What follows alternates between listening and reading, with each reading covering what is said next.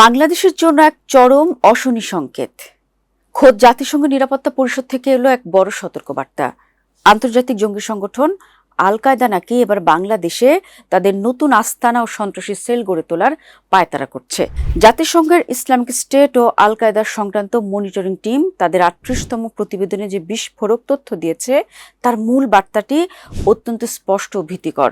Al Qaeda in the Indian subcontinent AQIS নিঃশব্দে বাংলাদেশে নিজেদের সপ্তম ঘাঁটি ও গোপন নেটওয়ার্ক গড়ে তোলার চক্রান্ত চালিয়ে যাচ্ছে। অনেকে হয়তো ভাবতে পারেন বিশ্ব রাজনীতি কিংবা জাতিসংঘের এই ধরনের রিপোর্ট তো কেবল কাগজের কিছু শব্দ, কিন্তু একটু পেছনের দিকে তাকালে বোঝা যাবে পরিস্থিতি কতটা মারাত্মক। ২০২৫ সালের নভেম্বর মাসের কথা। ভারতের রাজধানী দিল্লির ঐতিহাসিক লাল কেল্লায় এক ভয়াবহ ও আকস্মিক হামলা চালানো হয়েছিল। প্রথমে একটি বিচ্ছিন্ন ঘটনা মনে করা হলেও পরে জাতিসংঘ নিশ্চিত করে যে এই রক্তক্ষয়ী হামলার মাস্টারমাইন্ড ছিল এই AQIS। ঠিক সেই একই জঙ্গি সংগঠন যখন এখন বাংলাদেশকে তাদের পরবর্তী আস্তানা বানাতে চায়, তখন চোখ বুঝে বসে থাকা হবে চরম আত্মঘাতী।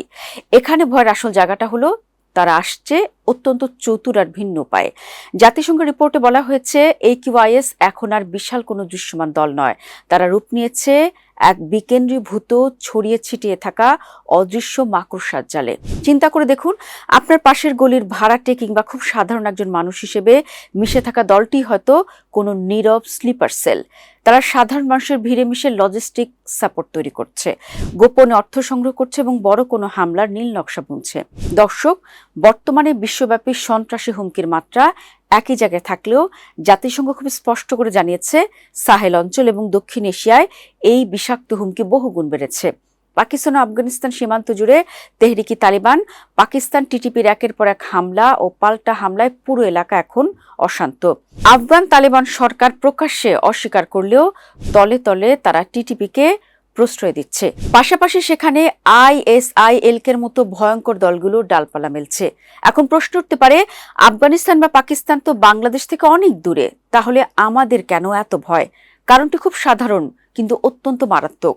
কোন অঞ্চলে যখন নিরাপত্তা ব্যবস্থার ফাঁক ফোকর তৈরি হয় এবং সন্ত্রাসী গোষ্ঠীগুলো আন্তর্জাতিক চাপে কোণঠাসা হয়ে পড়ে, তখন তারা নতুন নিরাপদ আশ্রয় খুঁজতে শুরু করে।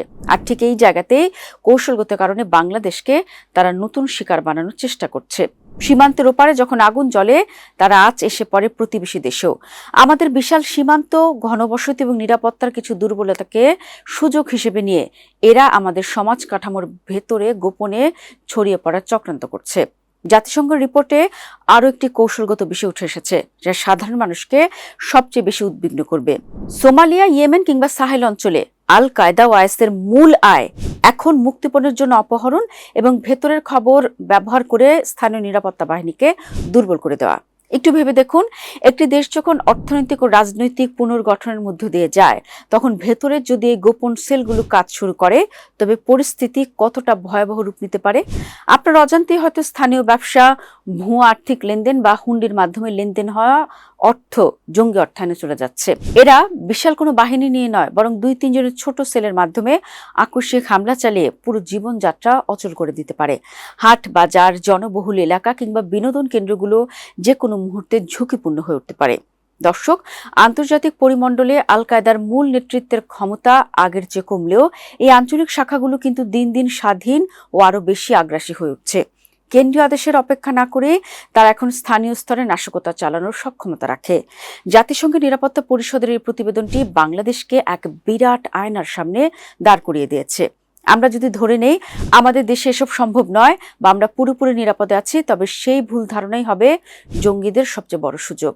দর্শক, ইতিহাস আমাদের শেখায় সন্ত্রাসবাদ কোনো সংকেত দিয়ে বা নিমন্ত্রণ জানিয়ে আসে না, তারা আসে চুপচাপ ছায়া মানব হয়ে। আমাদের চারপাশে যদি এমন কোনো গোপন নেটওয়ার্ক তৈরি হতে থাকে যা দেশের শান্ত পরিবেশ এক নিমিষে ধ্বংস করে দিতে পারে, তবে আতঙ্কিত হওয়াই স্বাভাবিক। তবে আতঙ্ক ঘরে বসে থাকার জন্য নয়, বরং নিজের এবং দেশের নিরাপত্তার স্বার্থে চরম সতর্ক হওয়ার জন্য।